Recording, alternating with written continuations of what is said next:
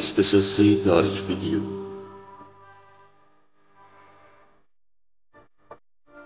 غرق تو تماهی معلق بی فردا، من نشستم پشت عرابه مرگم. شلاقم از جنس آتیش، شاده ها پر از سرب از آهن اسبم. با درد که بی انتها شدیده، یه پیراهن تو جاده ها رمیده بود.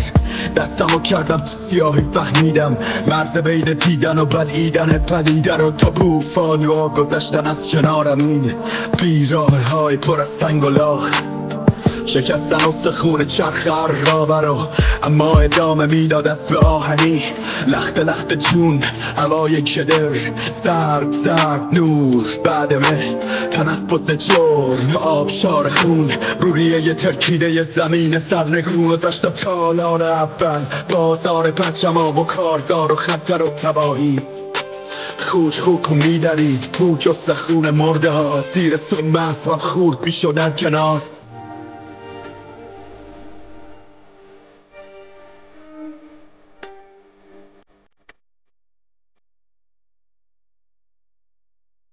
اینو که علی گفت همه یه وری شد شرط بزنه توف. به ته هرچی میرسیم هست یه دری گفت مادرم ثابت کرده پدری شد. دیگه نوبت من، اگه کم بذارم داری یه کمی افت. آخه البته آقام رفت، ماها درد میکشیدیم، با ما حرف میزد و دیگه ناراحت نبودید. خانم مورفین آرام بخش هیچ وقت نشون نداد مامان ضعف. علی که دید همین داغونه پرسید چی کار میکنه با پولت خوش دید.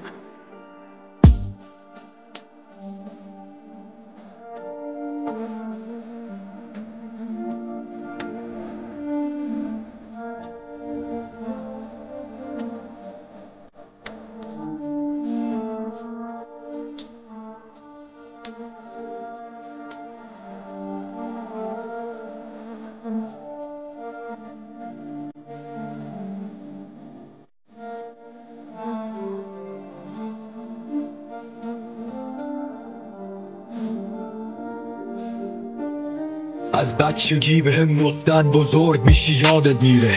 من کوچیک شدم و یادم موند و این یادم داد که واقعیت همیشه خلاف گفته هاشون خواهد بود. نقطه.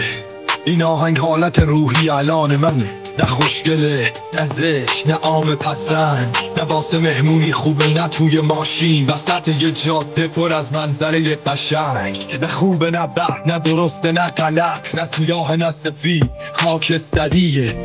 این یعنی رنگ واقعیتی که میگه کل زندگی بازیه. رویاهات میکشنت جلو، خاطراتت میکشنت عقب. چی میمونه ازت؟ یه چیزی میشی به عمق افکارتو به طول زندگی.